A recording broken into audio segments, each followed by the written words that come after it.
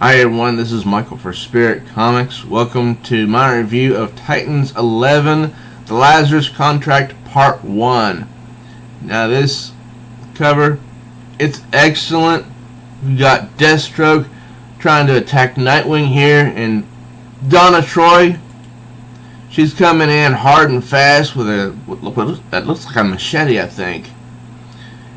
And I think down here in the bottom right hand corner, that's Beast Boy. I don't know why he's there, because he's not in this issue.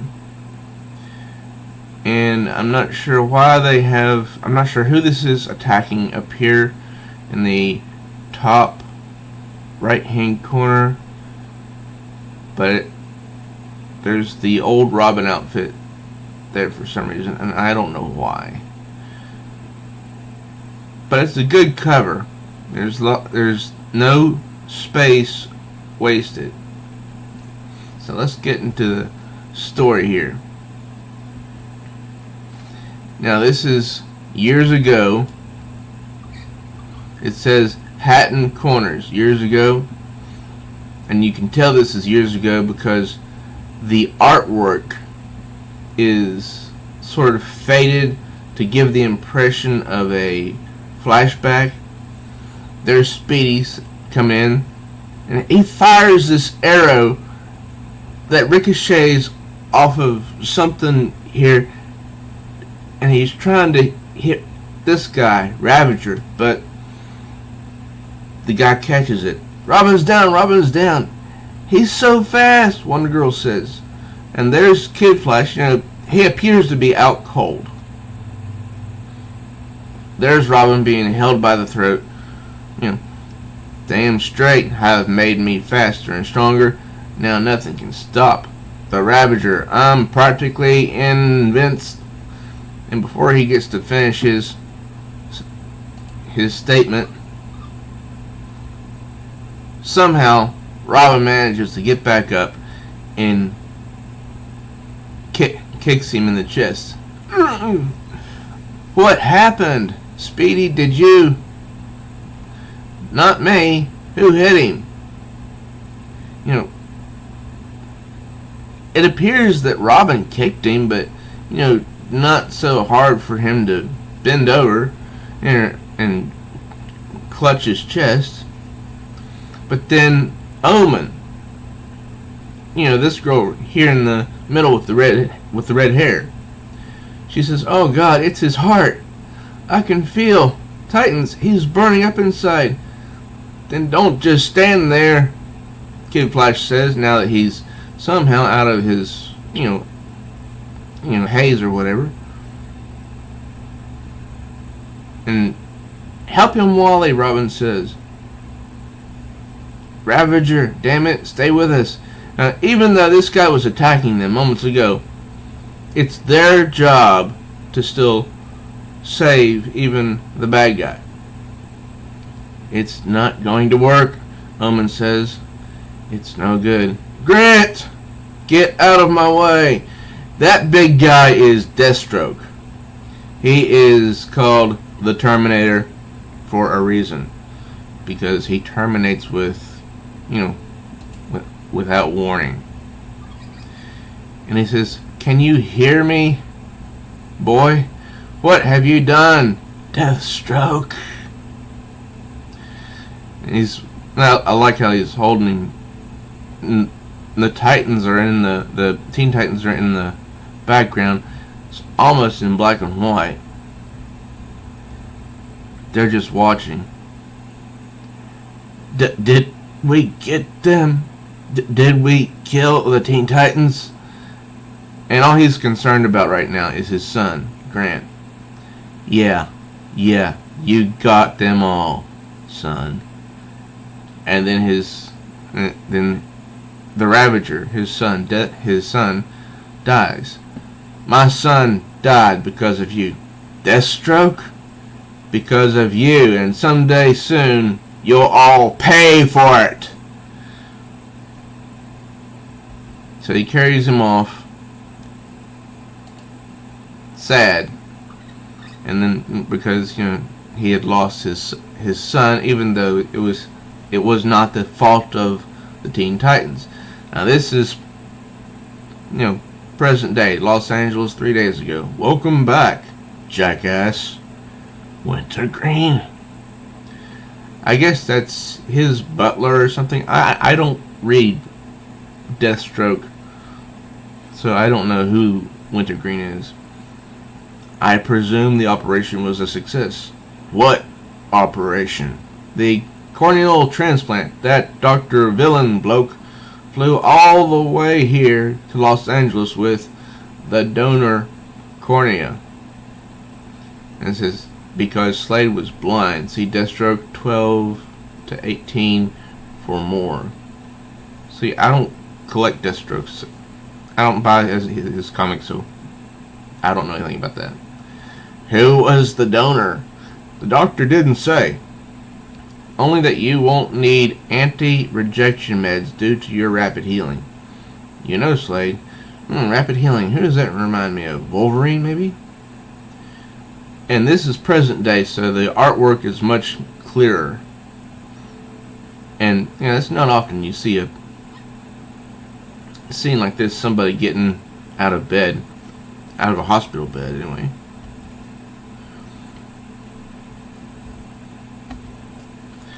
And he starts putting on his Deathstroke uniform, and that Wintergreen says, most blind men, given their sight back, tend to be rather more delighted. He just says, get the jet ready, New York. Wintergreen says, yes, Rose, your daughter, is in stable condition. Joseph, your son, is in rehab.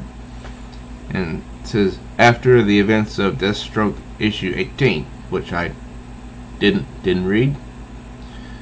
Your surviving son, Grant, is still dead. That almost sounds like a bit of very poor humor from Wintergreen's part. And you can see Deathstroke is doing his best to ignore what Wintergreen's saying.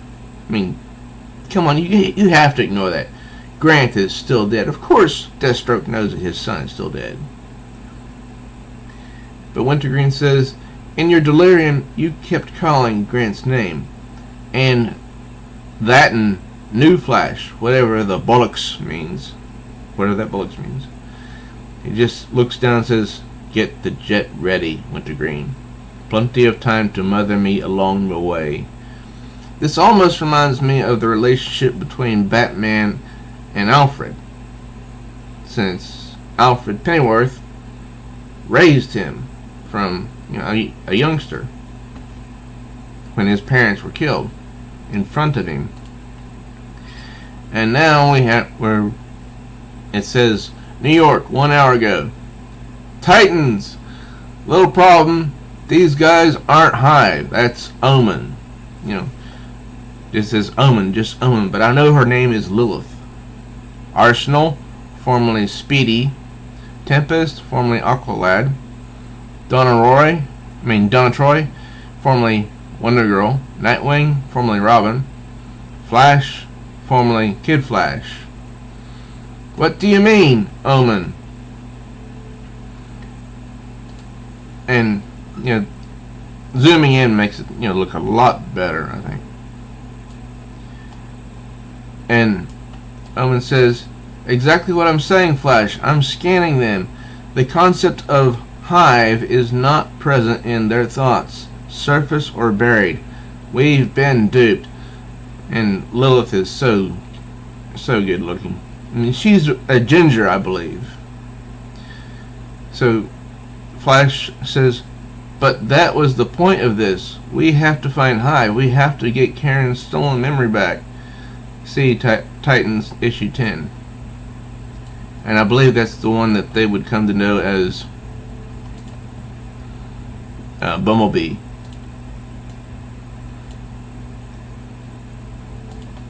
Because she flies around like a bumblebee. Man, if I've been wasting good arrows, Arsenal says, who are you? And Nightwing's up in his face. We're just hired, man. just hired. Why? Please don't let the girl in black smack me no more. It's referring to Donna Troy. Answers now. Of course, Nightwing gets that from Batman. And Nightwing says, "Who hired you?" He had a message. He said the deal is off. He said his name was Lazarus. What? Somehow, it seems like Nightwing recognizes that name. And he said, and there stands Omen. She's saying, "All truth. What does it mean?" "I don't know," Nightwing says. So, Dick. Then he punctuates, saying, "I don't know."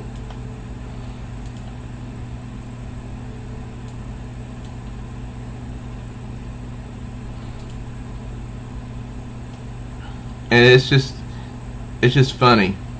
Now it's just funny that way. That tells me Dick does know something. Well, these guys have got sweet tech, expensive toys, Arsenal says. Someone went through a lot of time and money for no apparent reason at all. Was it all distraction? From what? Donna says. "Oh my God, guys," Omen says. "Where's Wally?" Wally West, the Flash, the original Kid Flash. I mean, he's a man now, so he can no longer go by Kid Flash. Was snatched from him. And you get, I love the dialogue between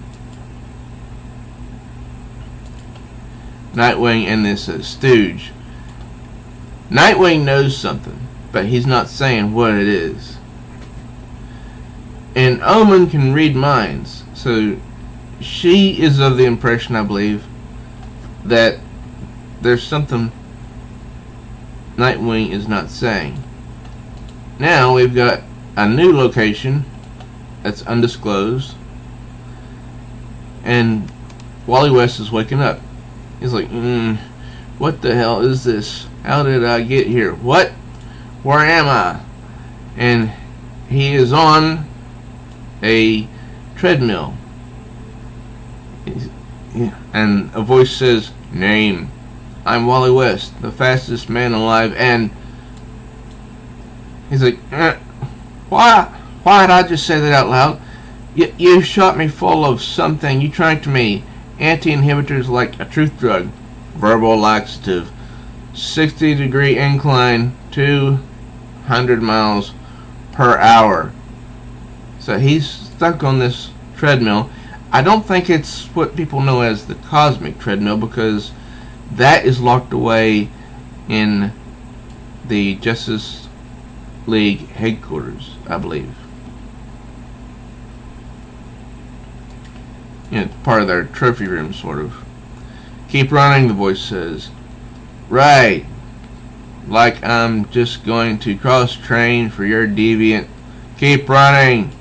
And so he has no choice but to do as the voice says and keep running.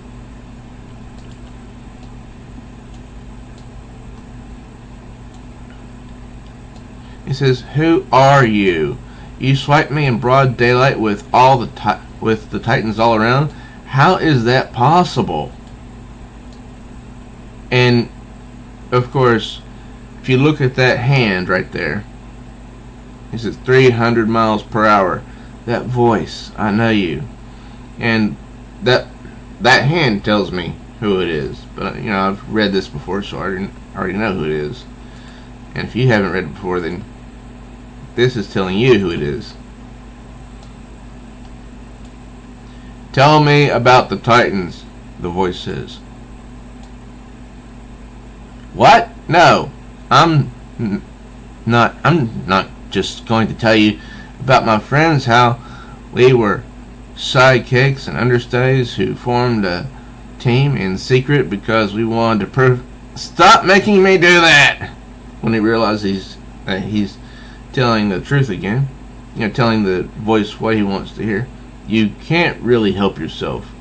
500 miles per hour. Run. You vanished. Where have you been?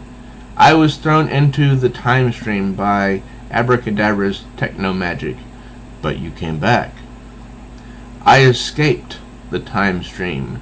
The Flash pulled me back.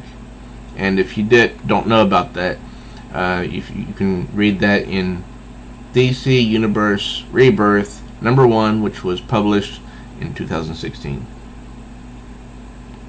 But I remember a different world. I think that's how I know you. Someone changed history. Who? I don't know. Halt, treadmill. I was right. It is you. So he sees the person that's been speaking to him. Wally West. And it's Deathstroke. I have a deal for you. Slade. Deathstroke, world's deadliest assassin. And he's just finally getting able to stop running for a bit. And so then Deathstroke tells him about this deal. You were there when Ravager died? Yes, but that was years ago. When the Teen Titans killed my son?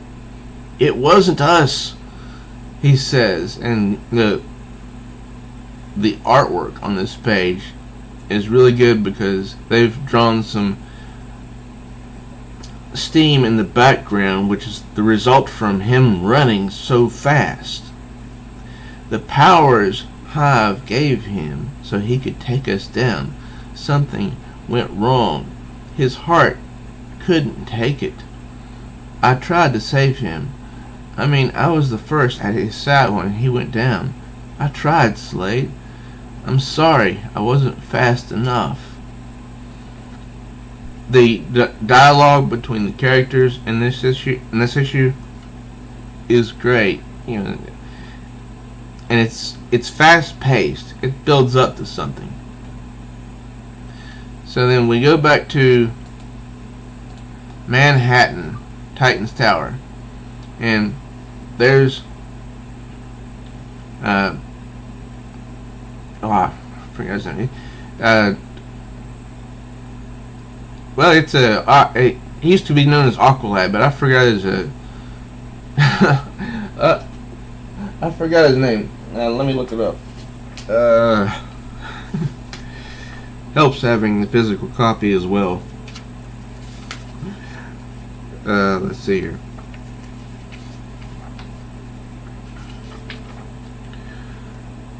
Tempest. I don't know why he changed his name to Tempest. But, nothing. No locator fix on Wally at all. Whoever snagged him did a classy job. They got him cloaked. Must have. Arsenal says. I don't know why they changed their names. It seems pretty strange to me. But this all happened in the 80s, so I don't know. Just putting this out there. Maybe Wally just ran off. He does that great distances without warning. He is very fast. Or perhaps he fell back into the time stream again. He does that too. And they're all just looking at him like, what? And look at Donna Troy over there. She's just that surprised expression on her face. And then she holds her head like, I cannot even deal with this right now. He's gone, and I don't know where he is. Because Donna Troy loves him.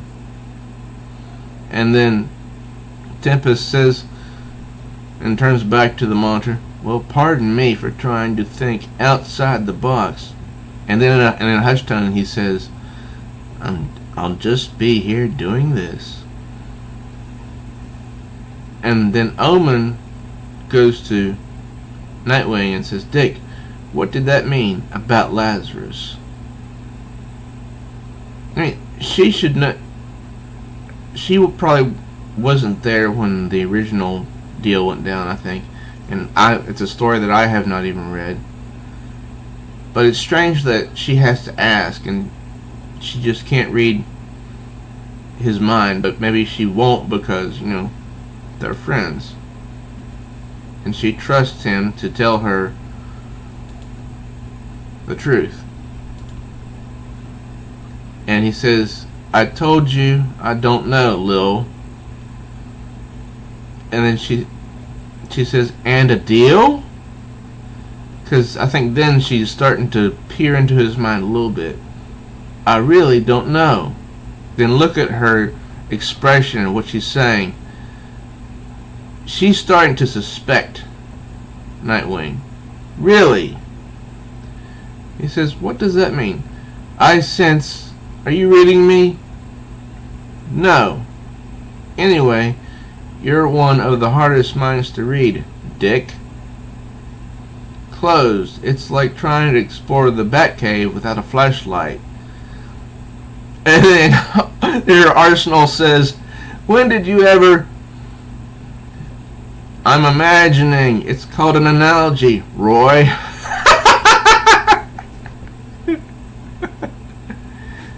And Dick turns away, crosses his arms, and says, I'm not withholding, Lilith. If my mind is a hard read, it's probably down to covert ops conditioning. She says, so the man's word meant nothing to you. The man's words meant nothing to you. No, they didn't. And then Donna Troy interrupts. Okay, enough grilling. Dick, should we reach out to the League? Maybe they know something. And then Lilith says to herself, he just lied to me.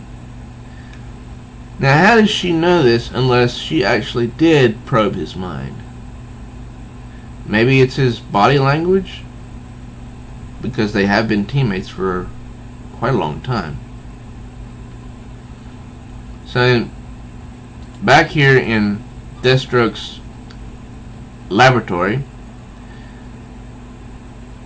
Wally West is strapped to this, I'm not sure what it is. It's a big circular device. And asks, what are you doing now? Shut up, he says. And of course he's not going to tell him. And this whole time, there is somebody who has been listening to this entire conversation. We will see that in a moment. Speed bends time, correct? And Wally says, no, well, yes, but extreme velocities can create a relativistic... What are you asking me? Deathstroke says, you and your flashes. You can use your speed force for time travel, theoretically. He says, yes, but we don't because it's... And then Wally realizes what's going on. Oh, God. Then he starts getting, afraid. Because he knows where this is heading. And he says, don't, Slade, don't. Don't even consider it. Not your call. I swear, Deathstroke is very much like Batman, it seems. Slade, listen. Grant's dead. It happened. Accept it. When I was adrift in the time stream, I lost everything. Everything that I loved. I live with the temptation of using my power to go back and change things every day, but I don't. You know why? And he's able to say this all the time while he's being surrounded by lightning as he's fastened to this circular, prison or whatever it is. Which causes him to start running again, I believe. He says, because you have to keep moving forward. He says, listen to me, Slade. Messing with time could screw up the world in ways you can't imagine. You have to focus on the future, not the past. Build a new life, not try to bring an old one back. And he knocks Slade down. He says the alternative is too risky. For you, maybe. You have this great power, this speed force, but you don't have a clue how to use it. Speed is wasted on you, Deathstroke says. And look at that expression in his eye. His eye. He's just so dead serious. He's still mourning his son, and who wouldn't be? Wally says, "It's over, Slade. You're fast, but I'm faster." Deathstroke says, "I'm asking you to save a life. Isn't that what heroes do? I have a deal for you. A contract." And this story is called the Lazarus Contract.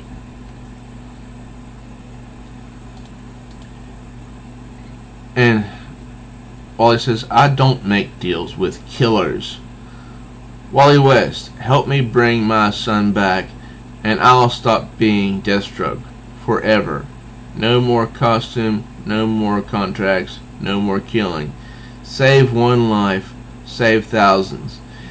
It sounds like a win-win situation, doesn't it? But, Wally's smart. He knows that bringing Deathstroke's son, Grant, back could be very bad. It could alter the history as it's already progressed. And he turns his head and says, I'm sorry, Slade.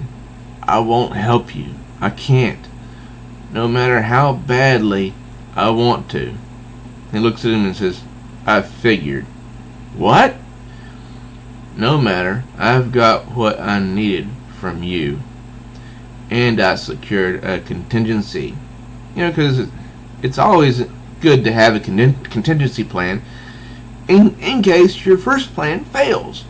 So, and Wally's eyes open really wide, and he says, "Oh no." "Why?"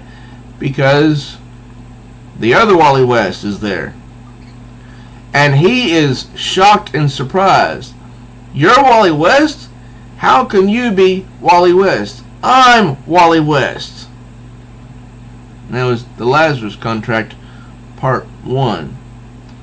Now, this is something that has never been addressed, to my knowledge, since DC Comics relaunched their